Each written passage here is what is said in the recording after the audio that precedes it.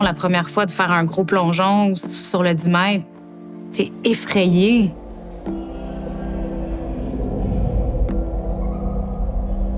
Une fois que t'es rentré dans l'eau, t'es comme « Ah, OK, je recommence. » C'est le fun. Le processus normal d'un athlète, c'est d'arriver dans un club, de se faire proposer des entraîneurs. La majorité de ma carrière, pour à peu près une 12aine d'années, ça a toujours été comme ça. Les gens me disaient quoi faire dans l'eau, en dehors de l'eau. Puis à un moment donné, je me suis dit, j'aimerais ça être plus impliquée dans mon entraînement. J'aimerais ça devenir un peu plus responsable de mes performances.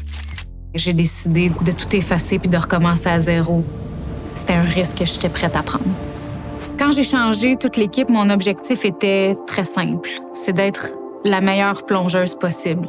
Faire des changements comme ça, c'est, je pense, ce qui fait le plus peur au monde. Ça a été difficile, mais je me suis jamais sentie seule. Puis je suis arrivée en fin de carrière à mon meilleur. Pour moi, le sport, c'est la plus belle chose au monde. Ça t'apprend tellement de choses, de ne pas être gêné de poser des questions, d'être à l'écoute de ses besoins, de faire face à ses peurs, de prendre des risques.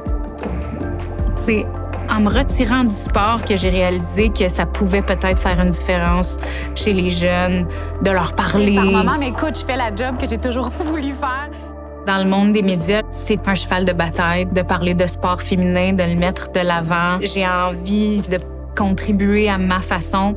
Puis dans la majorité des choses, j'essaie de faire des parallèles. Bon, si je plongeais, qu'est-ce que je fais? La seule manière de voir ce qu'il y a au bout de quelque chose, c'est de se lancer à 100%.